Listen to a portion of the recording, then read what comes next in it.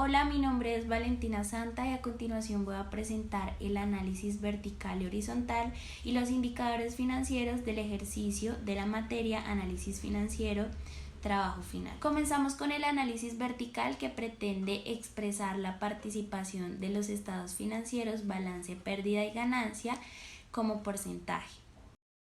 Comenzamos con los activos de la empresa en el año 1, como podemos ver está distribuido en un 61%, que corresponde al efectivo equivalente de la empresa, que son las inversiones a corto plazo que generan gran liquidez para la misma, un 43% para la planta y equipo y un menos 4% para la depreciación acumulada.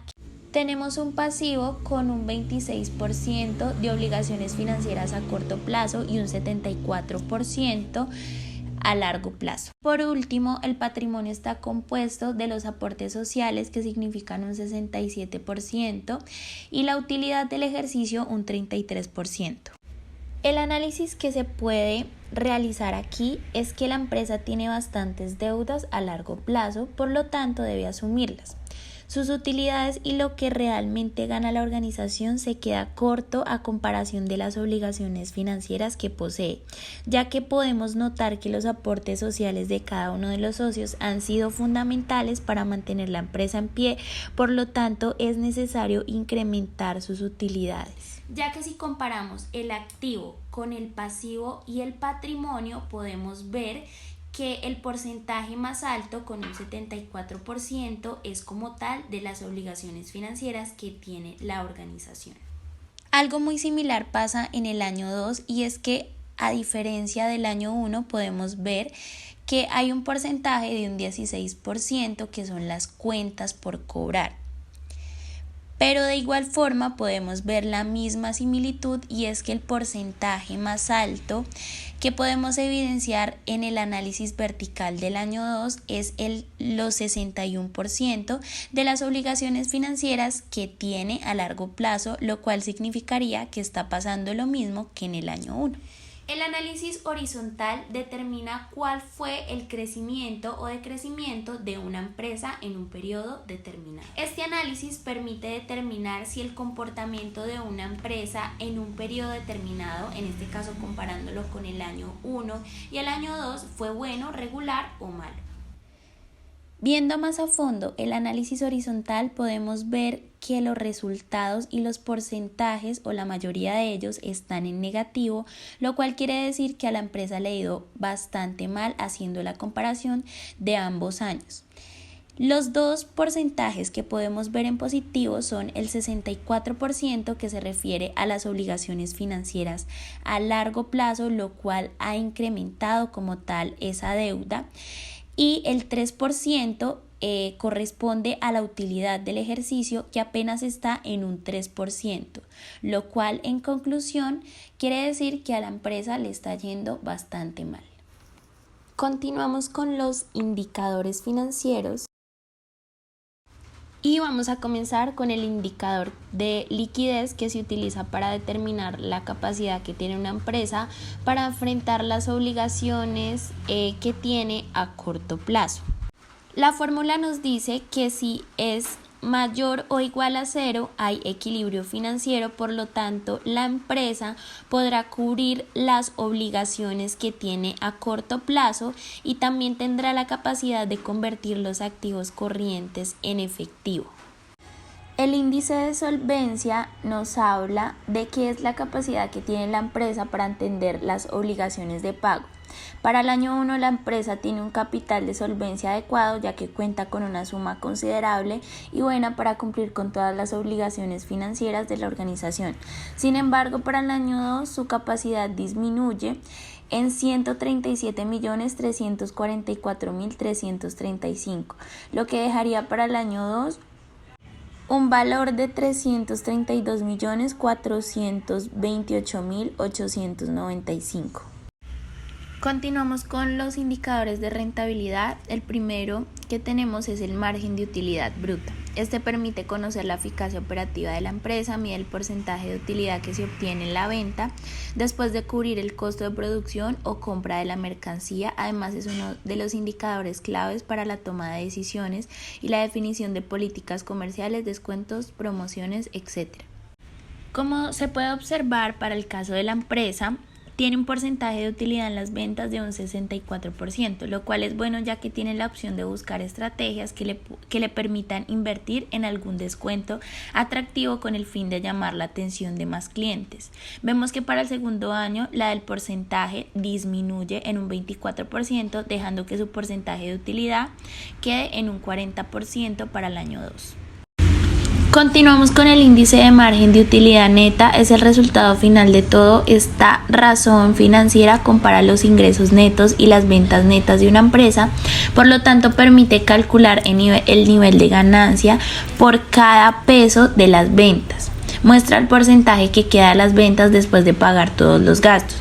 Como podemos ver, para la empresa el porcentaje de ventas es de un 21%, y asimismo vemos como para el año 2 disminuye en un 2%, quedando solo un 18%, lo cual no es tan bueno para la organización. A continuación, el ROE o rendimiento del patrimonio. Este es un indicador que mide el rendimiento del capital. Concretamente, mide la rentabilidad obtenida por la empresa sobre sus fondos propios.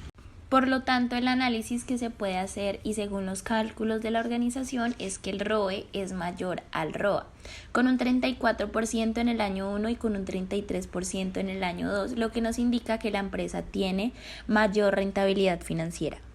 ROA o rendimiento de los activos. El ROA puede interpretarse como la utilidad que recibe la empresa por cada peso invertido en los distintos bienes y en los cuales se espera generar una ganancia futuro. En el caso de la empresa, estamos manejando rentabilidad tanto en el año 1 con un 30% como en el año 2 con un 29%. Es decir, que la empresa es rentable al año. Por cada peso de activos que invierte en la organización se devuelven entre 30 y 29 pesos de ganancia neta, lo que permite saber que la empresa está utilizando hasta el momento eficientemente sus activos. Continuamos con la razón de rotación de los activos. Entonces, esta nos indica el buen funcionamiento de la empresa, y su función es verificar la eficiencia de la organización a la hora de gestionar sus activos para producir nuevas ventas. En el caso de la empresa, el ingreso de ventas neto fue de 780 millones y el valor de sus activos fijos del año 1 fue de 530 millones 874,458. Su índice de rotación de activos es del 147%. Esto quiere decir que por cada peso invertido en activos fijos, la empresa ganó 1,4 pesos. El mismo cálculo se realiza en el año 2, donde su índice de rotación fue de 163%, siendo mayor a la del año anterior. Así que por cada peso invertido ganó 1,63 pesos. Y por último, el indicador de endeudamiento. Continuamos con el endeudamiento total. Este índice sirve para interpretar y analizar la proporción entre bienes propios financiados por deudas en una empresa. Además, es una cifra muy útil al momento de solicitar un crédito, ya que las entidades financieras necesitan saber el nivel de endeudamiento de la empresa antes de otorgarlo.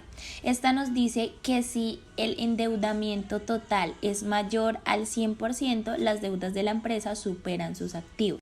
Analizando la información de la empresa, en el año 1 tiene un 12% y un 7% en el año 2, lo cual en este porcentaje, según el análisis, las deudas no supera sus activos, por lo tanto la empresa podría adquirir un préstamo si así lo quisiera. Endeudamiento a corto plazo. Este indicador mide el grado de compromiso de los socios o accionistas para atender las deudas a corto plazo.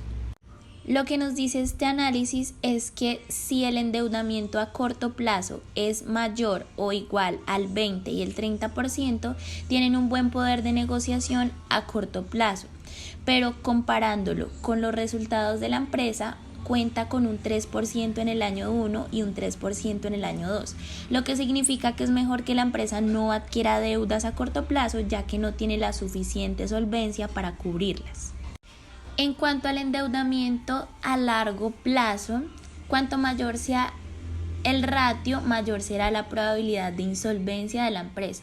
La escasez de fondos propios implicará una dependencia casi total a sus acreedores, una escasa autonomía financiera, lo que no convendría para la organización. El análisis nos dice que si el endeudamiento a largo plazo es mayor a 1, tiene la liquidez en riesgo, pero si es menor a 1, tiene mayor solvencia. Según el análisis y los resultados de la organización, la empresa en el año 1 obtuvo un porcentaje del 10% y en el año 2 del 4%, lo que quiere decir que según este indicador la empresa podría tener su liquidez en riesgo y una insolvencia bastante notoria a largo plazo. Y por último tenemos el apalancamiento total, que indica el grado de cobertura que puede tener el patrimonio respecto a las obligaciones contraídas con terceros. Permite también identificar el nivel en el que los acreedores y los socios participan para la financiación de los activos de la empresa. Según el análisis para este indicador, si el apalancamiento total es mayor a 1, tiene capacidad de cobertura de obligaciones con terceros. Según el análisis que se puede hacer en cuanto a la organización que estamos manejando, la empresa cuenta con una cobertura para las obligaciones con terceros, ya que en el año 1 tiene un 13% y en el año 2 un 7%. A pesar de que en los 2 años baja un poco, se sigue manteniendo por arriba de 1.